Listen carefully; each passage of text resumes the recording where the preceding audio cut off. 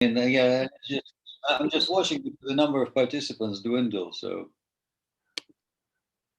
That's my fault. I'm sorry. Well, I know. Oh, actually, no, it's going up. It's nice. Um,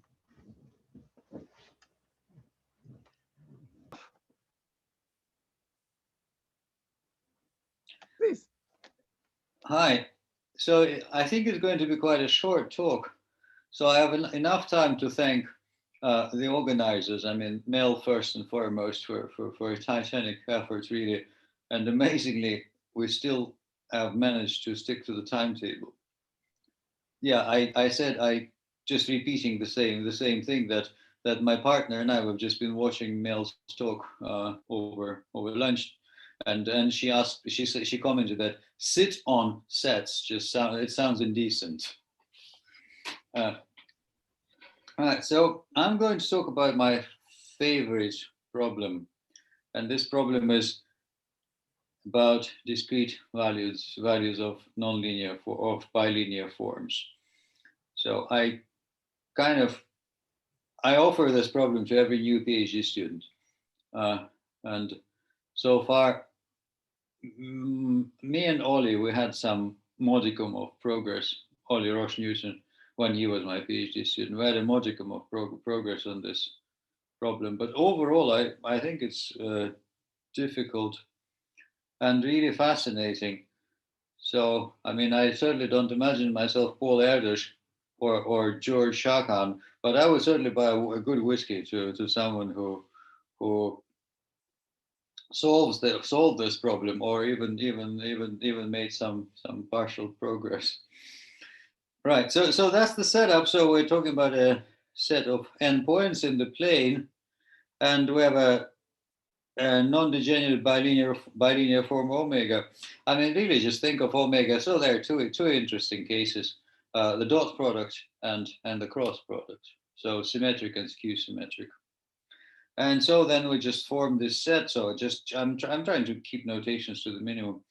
Uh, so we form this set omega of p, which is just we take pairs of points from our set and evaluate pair of vectors from our set, and just evaluate the omega on this pair, and presumably I don't know. I mean, this conjecture kind of exists in folklore. I don't know who was the first person to make it. It looks quite a bit like the Erdős distance conjecture. That for any set p of n points, the number of distinct values of omega, if you exclude the zero value, is going to be at least n. Well, at least, so I use this squiggle. I don't know what at least means in this sense, in the sense that either it's just a constant times n. I don't know an example where it would be less than a constant times n. Although probably, I mean, my gut feeling is such an example can be constructed, but I don't think this example exists in literature. So whether it's a log terms or n to the power 1 or 1 minus epsilon, I don't know. I mean, and the other trivial case can be when there are no non-zero values. So I mean, if we take a skew symmetric form like the area form and put all the points on a line through the origin, of course, all the areas are going to be zero. I mean, all the areas are going to be zero. So what is difficult about this problem is that this is kind of a supremum problem in a sense, because this problem doesn't care where you put the origin. So you put your set of points in the plane, and this should hold. I mean, regardless of where you decide that the origin is going to be.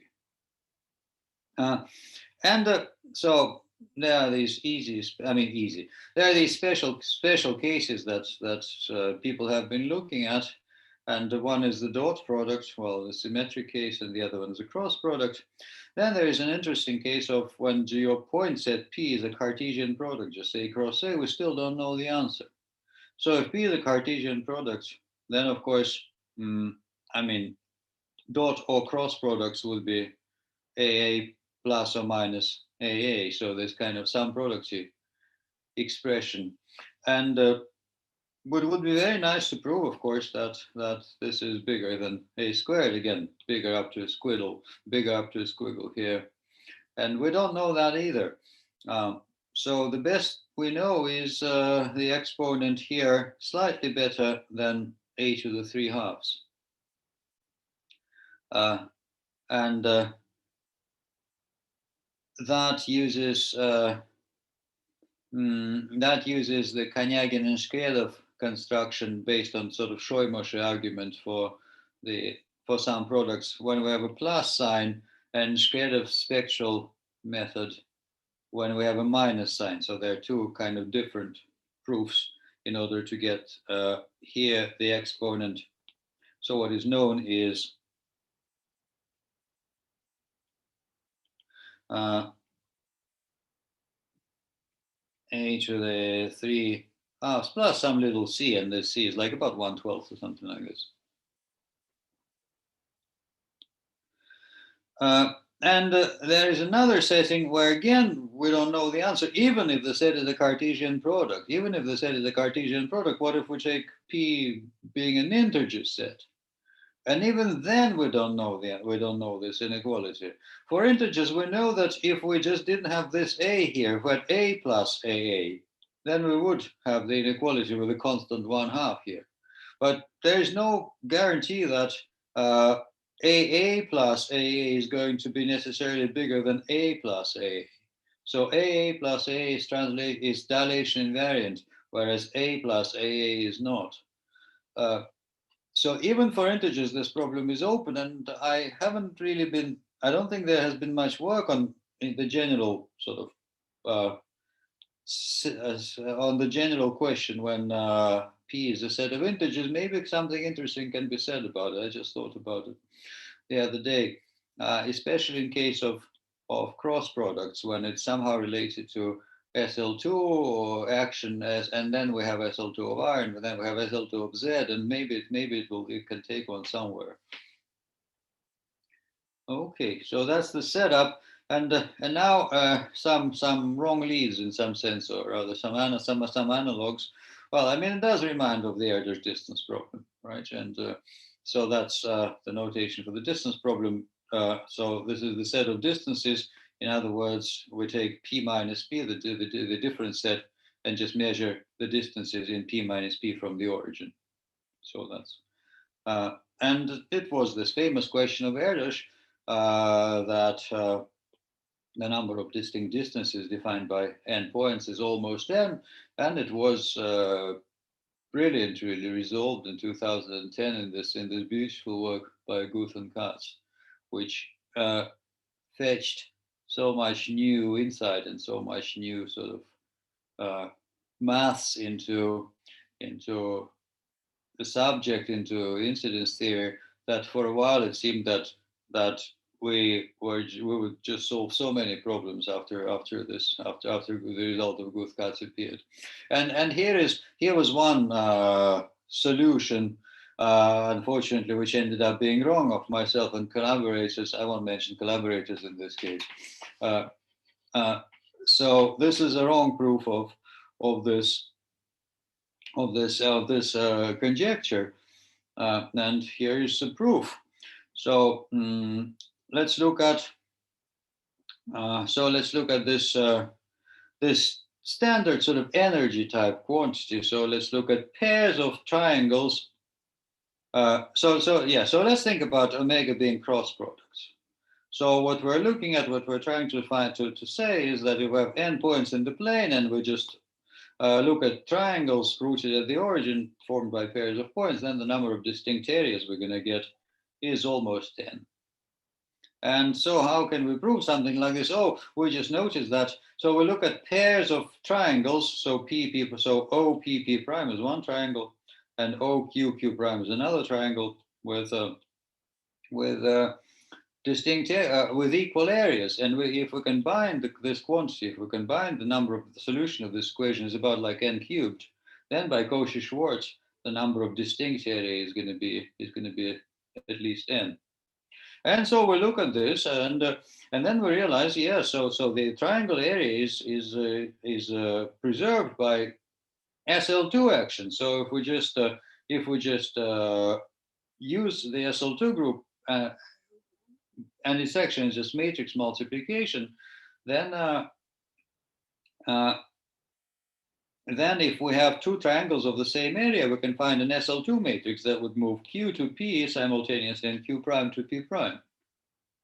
So we follow just the Guth-Katt sort of or paradigm, or actually it was earlier invented by Erikes and Sharir, and it had been kind of a leitmotif of a lot of work by Erikes in the noughties. So this De Budapesta program, as he called it. So what we're going to do, we'll define a set of SL2 transformations. We'll call it TPQ. So these are going to be SL2 transformations that take point P into the point, the vector P into the vector Q by matrix multiplication. And this is certainly going to be a line in SL2. This expression over here is certainly linear in these quantities A, B, C, and D. So A, B, C, and D they're entries of an SL2 matrix. There are four components, but this is a quadric because we have the unit determinant condition. So this TPQ is a line in a three-dimensional quadric in 4 dimensions with coordinates A, B, C, D, and the quadric is just this. So the standard sort of embedding of SL2 into 4 dimensions. So this is a line.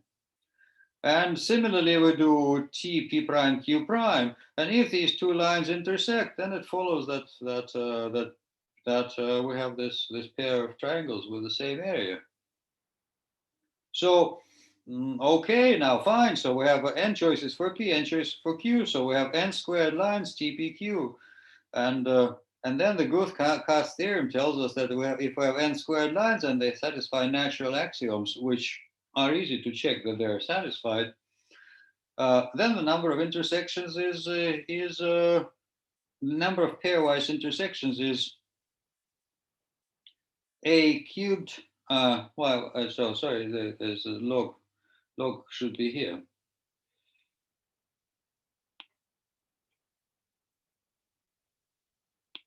The number of pairwise intersections is at most n cubed log n.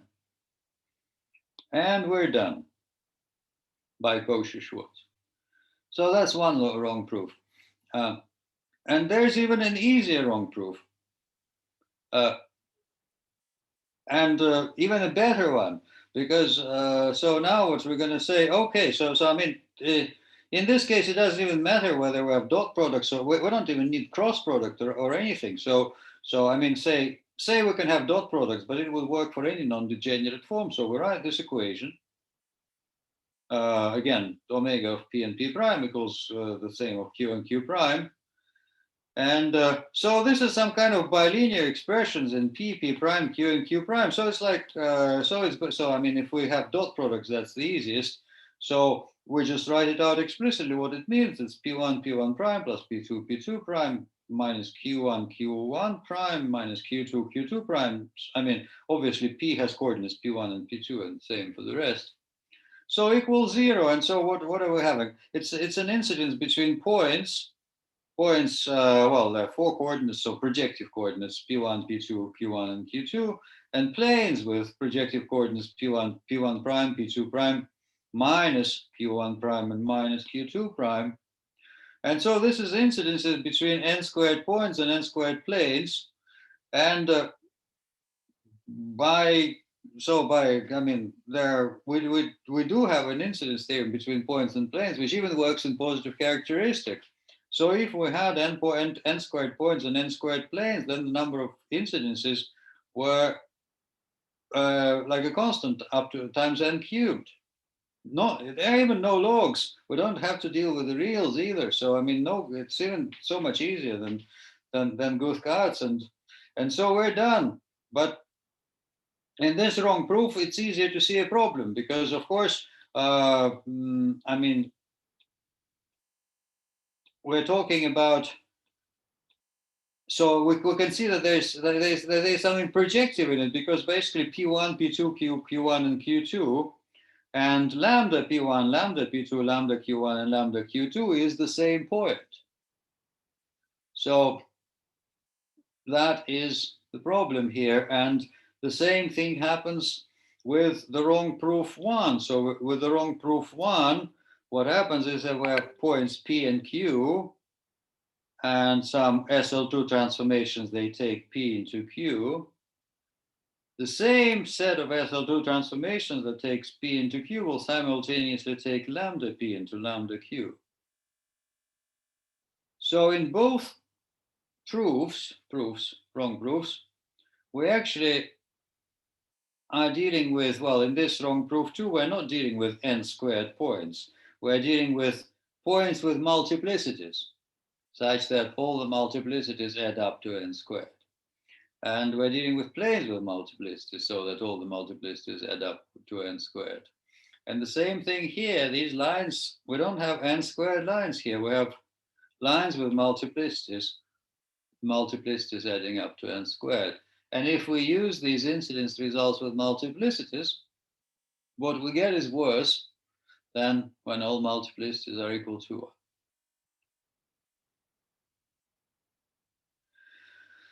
And so we have to adjust a wrong proof to a right proof. And if we do this, then we get a result which is true actually in any field. If in positive characteristic we have a constraint on the number of points n and the number of points p is the same thing, so it has to be less than the characteristic to the power 3/2.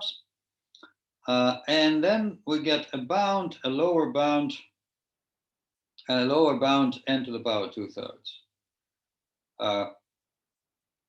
Unless we have this silly example when omega is area, so it's Q symmetric and all the points lie in a single line through the origin. So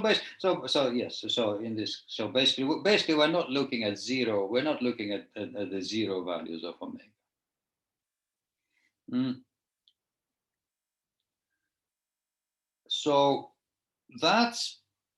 So this exponent 2/3. I mean, if we live on over the reals, we can establish this exponent 2/3 very easily because we can just look at the number of realizations of the same area and the number of realizations, the maximum number of realizations of the same area or dot product would be at most n to the 4/3. So over the reals, this estimate also follows immediately from just one application of the similarity-Trotter theorem. But I mean, these 2/3 can be vindicated, well, in the whole sort of field category. And unfortunately, this is kind of the only problem that I can think of, I mean, of these sort of Erdős type questions, when what we know today is the state of the art is the same mostly for reals and say and positive characteristic. So we do not know a better exponent than 2/3, say for dot products over the reals. And I would be ready to buy that whiskey for someone who gets it. I mean, there's a narrow circle of people who have tried, including myself. So maybe we're just being stupid, but it's just so annoying that we just, I mean, we cannot improve this 2/3 over even for the dot products. I mean, not speaking about the general omega. The only progress where that we have made a little bit, and we in this case, I mean, since this is progress, I can name the collaborators. So it's over the reals. It's in particular Olli Roche-Juuson and Alex Josevich, and in positive characteristics, it's Georgis Petidis, Brendan Murphy, and Sophie Stevens.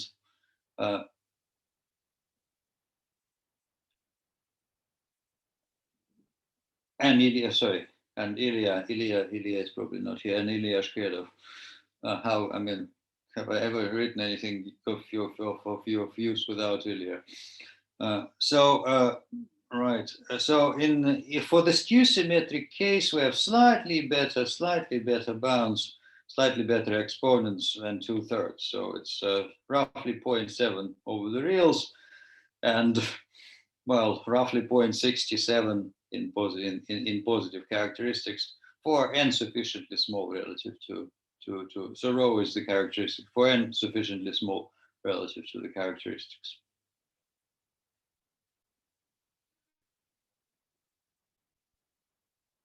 So let me just say a few words. So this is a wide open problem, and I thought I would take advantage of this opportunity to invite people and get that bottle of whiskey, if or equivalent.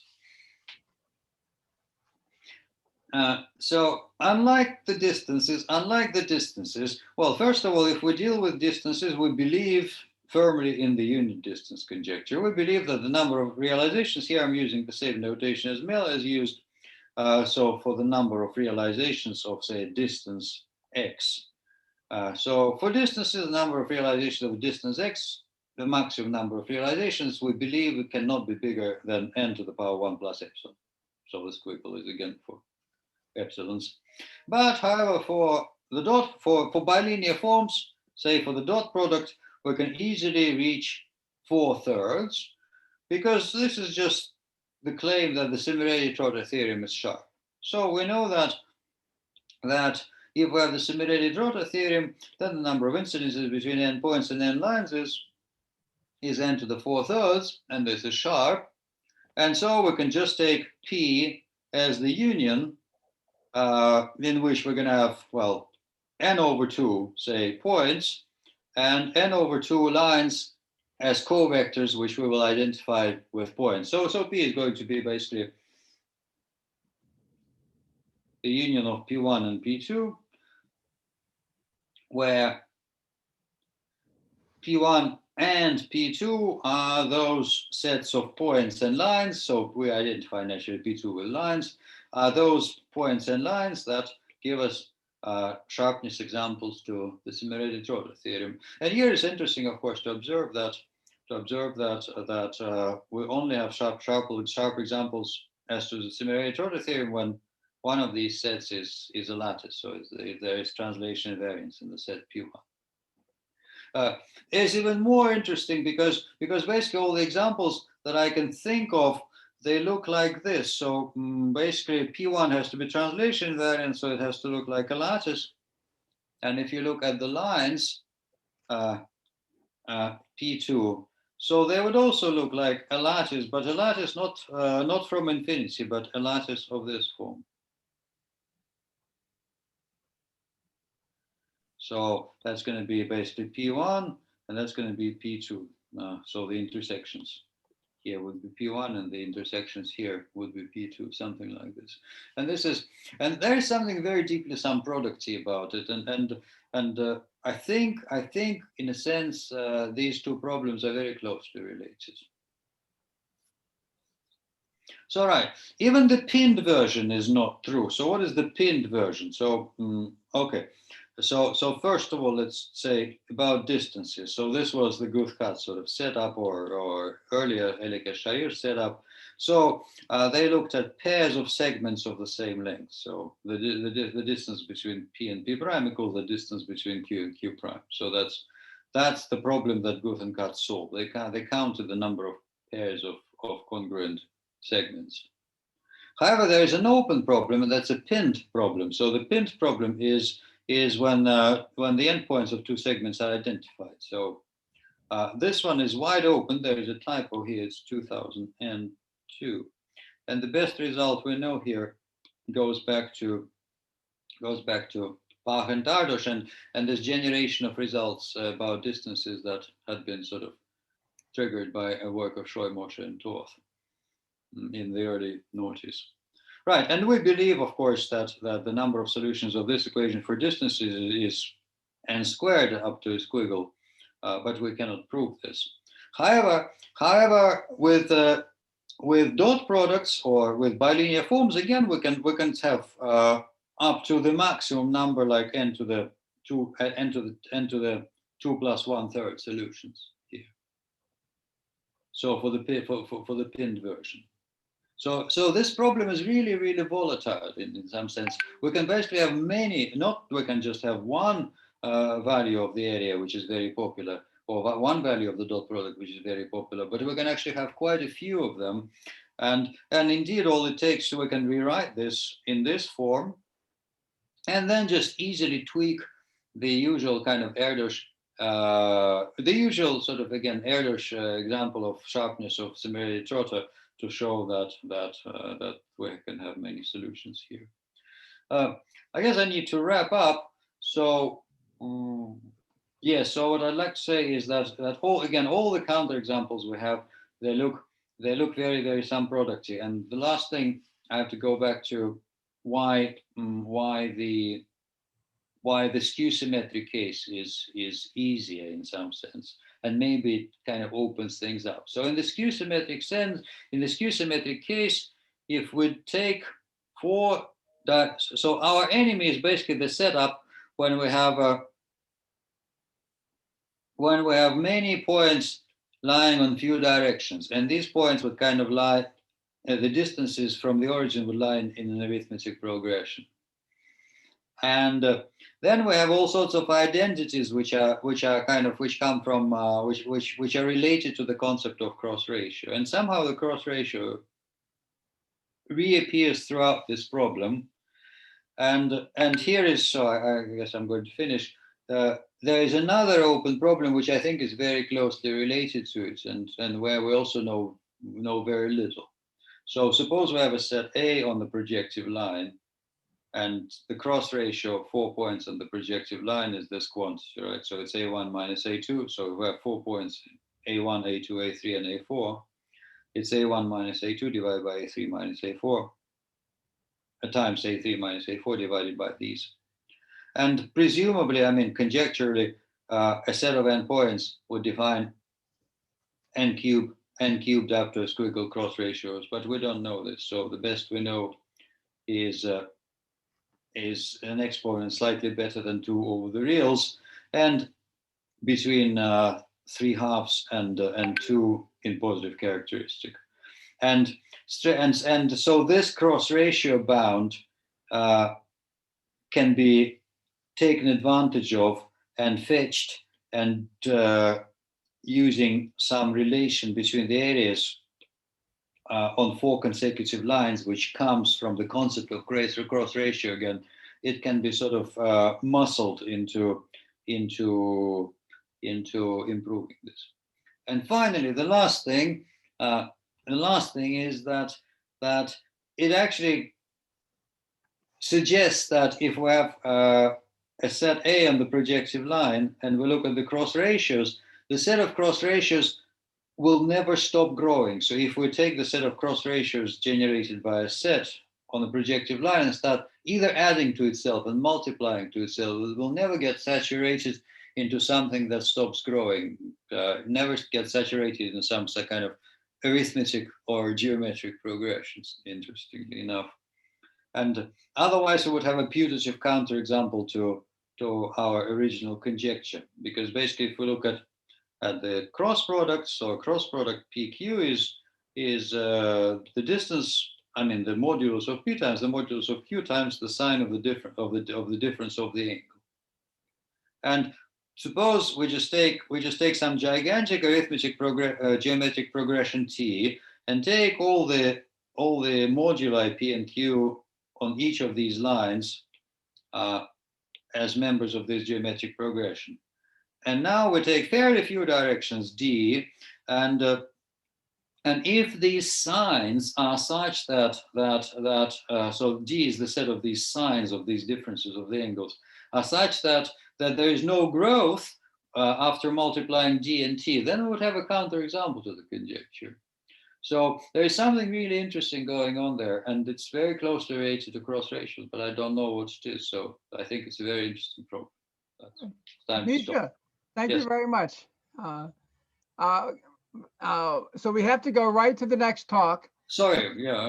Can you close your screen share? Oh, gladly, yes. And Sophie